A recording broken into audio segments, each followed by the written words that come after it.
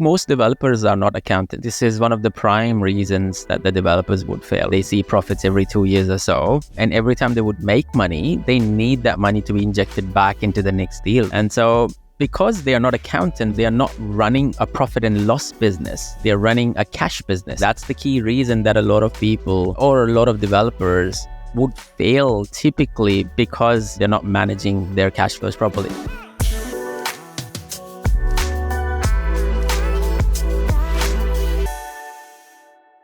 Welcome to the Helpmebuy Property Podcast. I'm your host, Cheryl Leong, and I'd love to introduce you to my co-host, Moxin, Reza, to today's episode. And we're going to be talking about something quite controversial. The topic for today's episode is why full-time development is actually a sham. Most. Carefully choose your words, Cheryl. I know, I love development, but I think this whole notion of everyone needs to be a full-time developer, it's been oversold. So let's dive into it. I know everyone's going to be like, oh my goodness, what was she talking about? Why is it a flawed business? And why everyone needs that is looking to transition from not full-time development into full-time development needs to tread carefully. Can I just add there that I actually agree? And of course, we are going to go through all of this. But I actually agree that full-time development is actually very painful, borderline disruptive, and people would be crazy not to have a proper plan in place, to actually transition into full-time development. But let's take a step back. Let's try and understand who a full-time developer is, Cheryl. Yeah, absolutely. Well, I guess, there's so many people out there that are drawn to this sexy notion of being a full-time developer. We have lots of people running education courses and things like that. And, the whole notion is the goal is to break free from work and be a full-time developer, which sounds amazing, especially if you're thinking you might have deals that make you $250,000 to $500,000 to $1 million a year. You're like, oh, I don't need to work for 10 years if I did one project. But the truth is, there's a lot that goes into it. I think what we'd like to do is to break that down to really understand why, like you said, you need a proper plan to go into full-time development. And what does that mean? And what are the considerations that need to be made before you really dive in and make the leap? And it's important to also understand that when you talk about full-time development and people entering into this space, of course, the course providers, when they talk about, financial freedom through, property development, it's also important to take a step back and understand that while 90% of the millionaires, billionaires are made by real estate, there is the same number of people who go bankrupt by real estate businesses as well. And so it's not just about the good side, but also the bad side of the development. And that's what we are going to open the doors to for a lot of people who are aspiring to be developers. Yeah, absolutely. And I do want to premise this by saying that, this is not around waving around scare tactics of saying, no, you can never be a full-time developer. That's not the case. It is more to be able to say you really need to understand what the reality is from a day-to-day basis, and what are the things that if you're working towards it, just like anything else, understand what are the things that you need to put into place. So let's dive into what a full-time developer looks like. Maybe you can go. I'm going to pass the baton over back to you. Sure. Okay. So from my perspective, if you think about a full-time developer, a person who is doing developments, they are not only trying to make money or wealth out of property development, but they're also paying living expenses and business expenses out of property development as well. Understand that, simplest property developments, and I know people are going to hate me for saying this, an average property development time frame sits somewhere between 12 months to 3 to 4 years. Yes, there would be cases where people have done developments in 6 months, 3 months, 2 months, 1 month contract flips. That's not what an average development looks like. An average development goes as long as 12 months, 2, 3 years, 4 years, depending on the size of the development. Now, understanding the development business is that most developers would see the money in the end of the deal. They get paid when everyone gets paid typically, right? And so what developer or a full-time developer would be doing would be, trying to make money for a day-to-day operations or cash manager through management fees, development charges, etc., all of these things. So while that money is enough to run the operations, that money is not enough to provide for the living expenses for the developers. Now, understand that developers are used to living a flashy life, because they have done well in the past while doing something extra on the side, and so they've made $500,000 or $300,000-$400,000 in chunky money, right? And so naturally they think that, okay, if I'm going to make this money at the end of the deal, understanding the human psychology and mindset, right? If I know I'm going to make $20,000 at the end of this week, I'll spend it today. That's human psychology, okay? If I'm going to make $1 million at the end of the year, I'm going to spend $500,000 today. Now, money is not in the bank right now, but the spending is there, right? And so you are definitely working towards cash straining yourself as a developer, right? And so I see a lot of big name developers who are typically glorified project managers. And what they're doing is they're using investors' money, they're using other people's money, they're using that money to provide management fees for themselves, using that as their own living expenses, business operations, etc. Not real cash flow, it's project money. And so if project falls, they fall and the business fell, right? Of course, you're going to dissect all of this, but that's ultimately the definition of a full-time developer. A full-time developer is a person who is basically not only running the business of development, but also generating a living out of this particular development business. Yeah, absolutely. And typically when people are starting off in development, you often will find the size of the projects, and generally they're smaller projects, right? It doesn't really warrant a project management fee. Yes. So, which typically means that you will only get your profits at the very end when it's completed and everything is settled. So, all going well on average, and we're saying on average, unless you might be doing renovations and all that, but we're talking about on average. So, if it's 12 to 18 months, then in between, that's if all is going well, comes something like COVID and then delay in build and everything else, that gets blown out to 2 years, maybe even 3 years. So in the meantime, you're thinking, yeah, I'm going to generate a whole lot of profit from this project. That profit is worn down by the increase in the interest rates. It's worn down by increase in build costs. And then you get to the end of 3 years and you're like, oh my goodness, what am I going to live on for the 3 years? 100%. And understand, an average person who has even a small mortgage in today's time, you need close to about 150 to 200 to live on, right? Even if you have a decent mortgage, right? And I'm talking about a family, living a decent life, living an average life, not a high profile life, right? You need at least 120 to 150. And so if you apply that over 2 years, you're talking about $300,000, right? And an average project deal size that a small scale developer would be doing, you'd be making somewhere there, right, over a 2 year period. You will not be hitting $1 million mark or $2 million deals as soon as you start doing property developments. And so understand that, as soon as that money comes, it's gone, or you would have probably spent it up front anyway, right? So, that cyclical nature of things is quite sort of dangerous.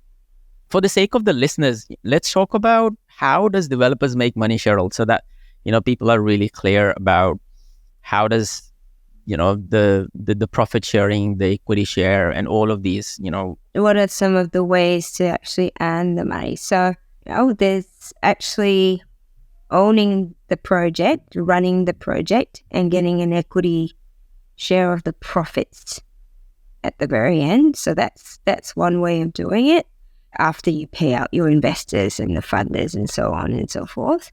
Another way is, I mentioned very briefly, if the project can handle it from a feasibility perspective, often if the developer is the one that's doing the project management, then that actually warrants them charging a project management fee to the project.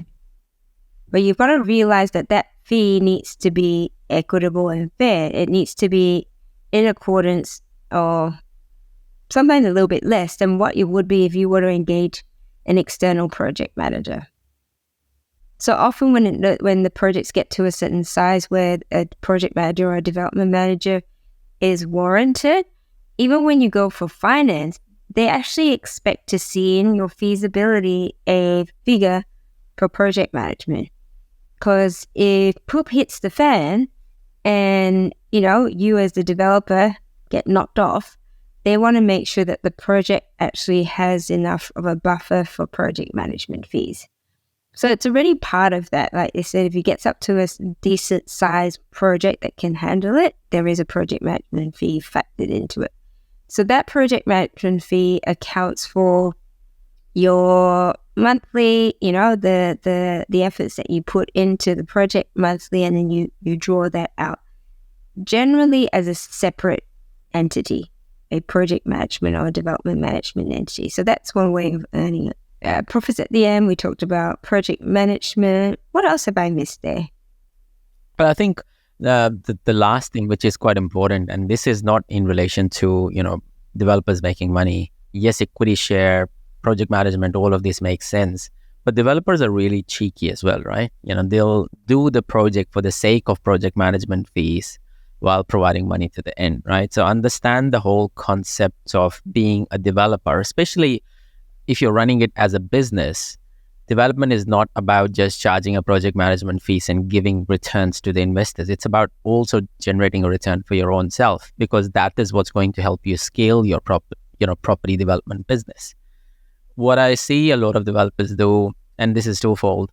One is that they would put their hand up and say, "Hey, I'm putting in an equity stake into the project for $300,000, and then the project management fees is $300,000. You'll be like, wait, what's your stake then? If you're making the project management fees out of the same project. If it's arm's length transaction, yes, it makes sense, but some of these needs to be very clear up front.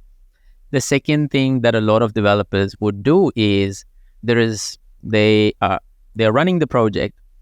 The project in itself does not have a lot of money, but they would offer handsome returns. You would hear people offering 25% return, 30% return, cash on cash returns from the investors.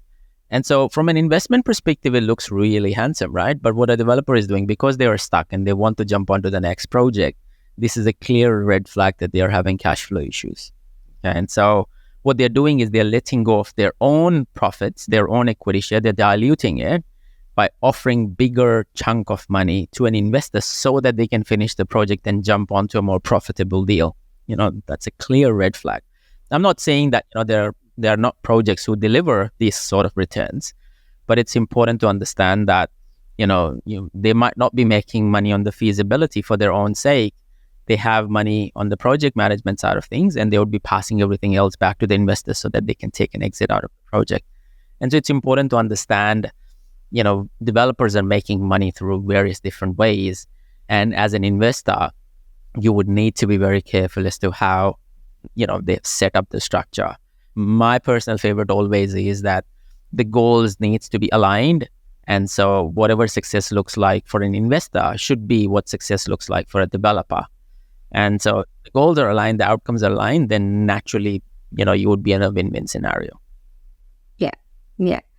I'd like to then highlight what are then the concerns, or not so much concerns, that the pitfalls then of doing this full time.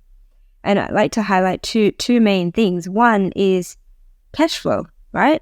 Because if you're going from, say, if you worked a job and then you've moved into full-time development, cash flow is the main thing, because you're not getting a paycheck every day. Unless you structure it in a manner that you're doing the project management, like I said. But the most people, when they're starting out and they're transitioning, generally that's not in place. So you've sort of lost the cash flow there, which means that you need to make sure you've got some other form of cash flow that's keeping you going. The second part is, if you've had a job as well, apart from cash flow, it's serviceability. So that becomes challenging as well, which again, I'm not the accountant, but generally when you have a PAYG role, you've got serviceability. Obviously, you can structure things in different ways, and you've got investments and so on and so forth. But I think those are the two main things you need. Then that's why we talk about having a plan, because there's ways to address this. However, if you're going into thinking, I want to be a full-time developer without considering these two factors, you're going to end up quitting your job, jumping into development full-time, thinking it's the bee's knees, all my dreams have come true. And then a year later going, oh my goodness, I'm going to have to work on the cash flow. And it's going to be, not impossible, but it's just going to be more challenging. And look, most developers are not accountants, right? This is one of the prime reasons that the developers would fail, right? They see profits every 2 years or so. And every time they would make money, they need that money to be injected back into the next deal, right? They can't just put it aside and say, oh, I'm going to use this money for my living expenses, or I'm going to go take a trip, right? And so because they are not accountants, or they are not running a profit and loss business, they're running a cash business. And so they see money in the bank account and be like, oh yeah, I have enough money. I can do X, Y, and Z. No, not really. You have, 5 different bills that are going to come in and eat away your 75% of the cash flow. And so that's the key thing. That's the key reason that a lot of people or a lot of developers would fail typically, because, they're not managing their cash flows properly. Now, understanding is that not having cash flow makes them desperate, and as we were talking before, makes them desperate to jump into new projects, jump into new deals, because that project management is what they're dependent on. So the more projects they get, the more management fees they make, typically, right? And that's how they provide for the living expenses or the overheads for the business. And so again, desperation is the killer of the dreams when it comes to property development, because desperation means that you're letting your guard down when you talk about due diligence process and the feasibility side of things, because you are getting yourself into self-serving bias. You're trying to make things work where they are not working. As a developer, you should have a no lens, literally, where you should say no to every deal till it's a yes, till it actually makes sense. And so you should find ways for the deal to not work rather than the deal to work. And that's where the desperation basically comes in and kills the deal. Understanding, which is also quite important here, is the more desperate you become, the more mistakes you make, which means that it's almost like a domino impact. And so you might have 5 or 8 or 10 different projects working. One project fails and all of them fails because, each project's cash flow is dependent on each other. And you're almost cross-hedging or cross-collateralizing these projects to each other, trying to make this machine work. Again, the plan comes into place, and it's important that you have a plan in order to set yourself up that the serviceability is provided for, the holding cost is provided for, your living expenses are provided for, your overheads are provided for outside the property development, and whatever property development profits you get is basically there to inject back to scale your property portfolio business or the property development business. Yeah. So that, even in terms of planning your pipeline of projects, you're not necessarily going to get all that money and go, oh, I'm going to spend it all on holidays. You've got to be able to work out a strategic plan of, well, how does that go into new projects? Or one of the biggest mistakes that I see developers make all the time is they'll acquire a project in anticipation that I'll raise the money, and then that money never comes. And now they have a project which is midway, and we're like, okay, the money is not here. And so what do I do? And now with every passing month, every passing day, every passing week, it's the law of diminishing returns applied to you, And so the deal doesn't work on day 1. It's definitely not going to work on day 10. And it's definitely not going to work on, day 55 or day 62 once down the track. So you almost dig yourself into a hole because you've picked the wrong project, you're desperate, and you've acquired a project thinking that it's working and the money would come in later. And that's how these course providers teach, right? Oh, go take the risk. This is the craziest story. I was talking to this one person who picked up a $2.5 million deal in anticipation that they're going to raise $800,000. I'd be like, I have done 40 projects and I wouldn't even do that. Like, that's just crazy. I would take the pledges up front for that 800,000 that I'm raising so that I know that this money is going to come in, right? And this is first time deal, signed on the contract, going through the DA process. 12 months into the deal, they have to settle the $2.5 million debt with the loan and then raise another $800,000. And I'd be like, holy smokes, I would lose my sleep over it. How are you not losing sleep over this? Yeah. So and that's the part where, like I said, it's a bit scary because you sort of go, you're jumping in, yeah, with a lot of trust and belief in that project, but that becomes a real, you need to treat it as a business. Like you really just need to treat things as a business to be able to go, well, and this is a whole new topic on its own. Like full-time development is a business. It's a business where you need to do marketing. You know, how do you attract investors and buyers? You've got to market your brand and the project in some way. You've got to put into account, like, you know, and operations. You need to have processes in place. You need to have processes and systems and work out, like, step by step, how does this business work and how do I scale it as well? And if you sort of look at development as a project by project type thing and not look at it as a business on its own, then you're going to really struggle from that. It's going to always be sort of almost like a side hustle aspect. You know what I mean? And so there are few things here that we really want to stress, and I really want to stress, is around making sure you've got a strategy to sort of go, how do I go from here to here? And if it's 5 years or whichever, you know, I look at it now, and if I had to do it all over again, I would have definitely. And if anyone says to me, you know, how do I go to full-time development? I'm like, if you've got a job, or if you've got a business, make as much money as you can, leverage as much serviceability as you can, and buy as much sort of high-yielding properties as you can. Couldn't say any better. 100%. And then at least you've created that buffer. You've created that buffer of income. When you move to the next level, you're not sitting there like going, oh my goodness, I have no income. Yes. Don't replace your income with property development profits. Replace your income with passive income. I think that's the key thing, right? And so that's exactly what everyone does. You know, any successful developer who has buffers in place, you know, we have high cash flow positive properties, super cash flow positive properties, basically. And what they're doing is they are providing not only serviceability to the developments in relation to the holding cost side of things, but it also provides you the sleep at night where you don't have to worry about the living expenses and the running expenses because you know that's covered.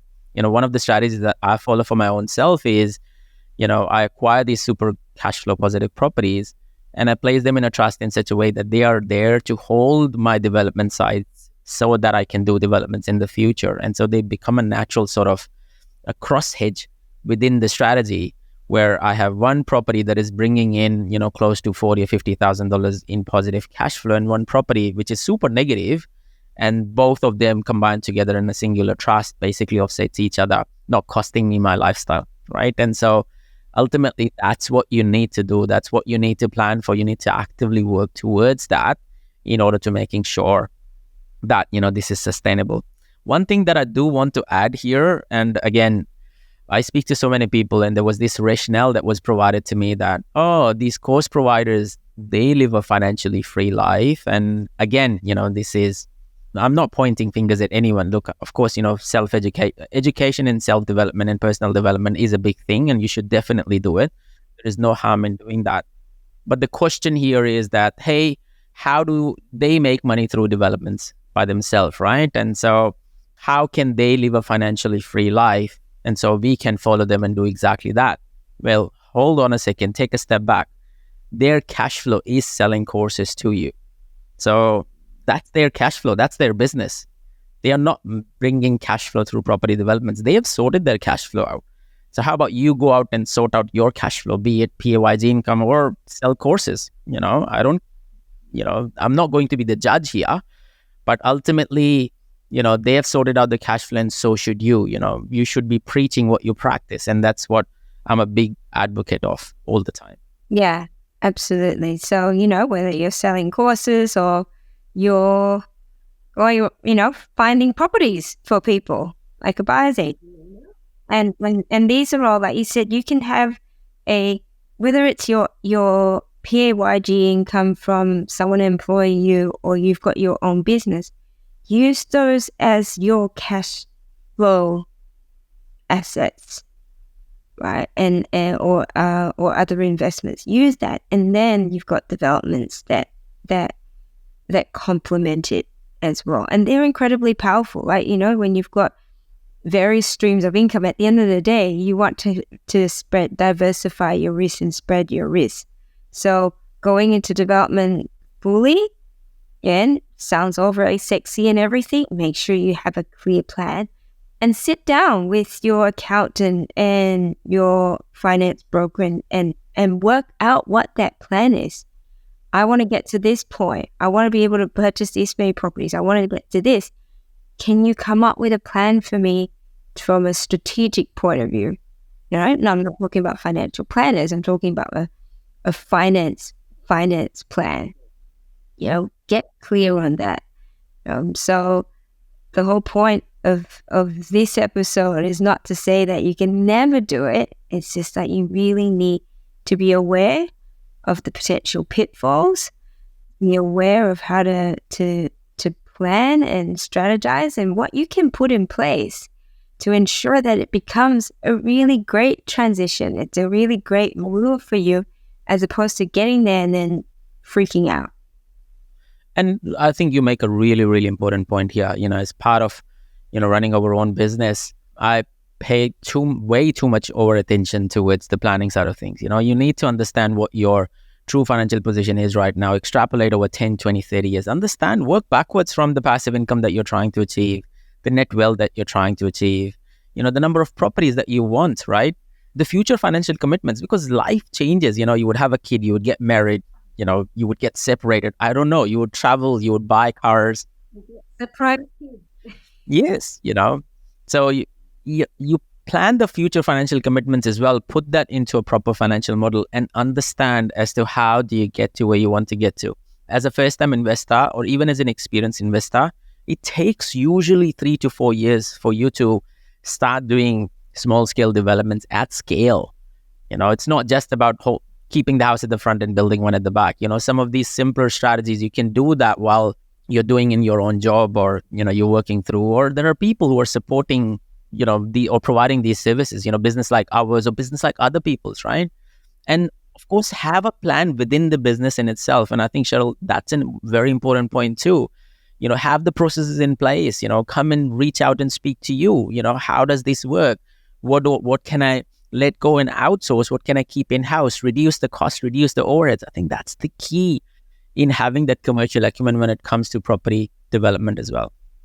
What else should developers do, Cheryl, in planning themselves? So you talked about the strategy, we've talked about sorting out the cash flow, through property investment, external investments, property management. What else? From a personal perspective? Yeah. Well, they can sell the courses.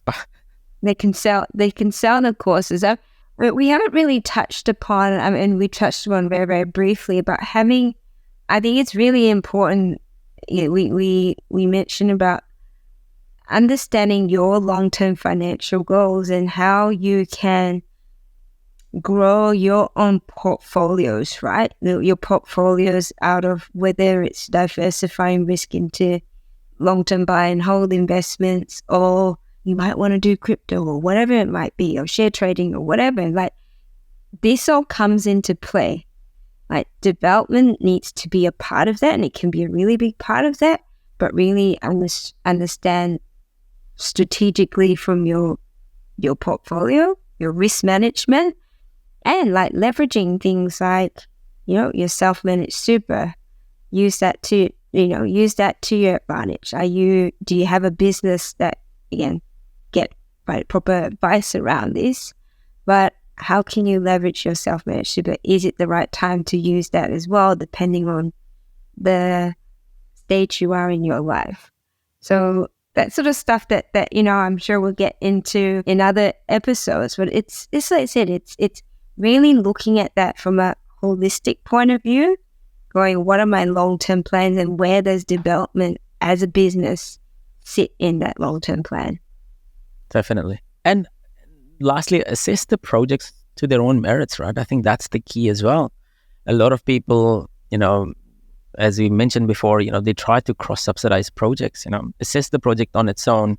Don't try just living on the project project funding or project money that you're going to make. Make sure that there is enough meat in the deal for you to jump onto the next deal and scale up slowly and gradually. This is not a get-rich-quick scheme. A lot of my nervousness and anxiety comes into place where development is pitched as a get-rich-quick scheme. You do one development and you'll make $1 million, or $2 million, or hey, look at this, I've flipped the contract and made $1 million, right? A flashy car or something like that. Step away from some of these things and understand the realities. While it's a cool conversation in a barbecue, or when you're going out there into a party and, it's a cool conversation that, hey, I'm a developer. But the real life of a developer could be very tricky, and it can definitely be a sham if you're not planning this well.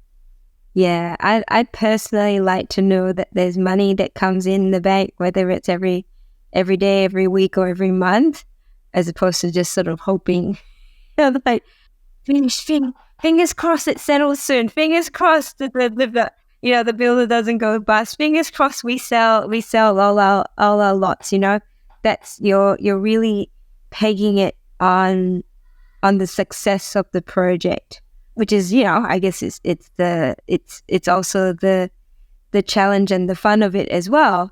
But again, if you can create a level of certainty in your life, it's gonna at least allow you to sleep at night.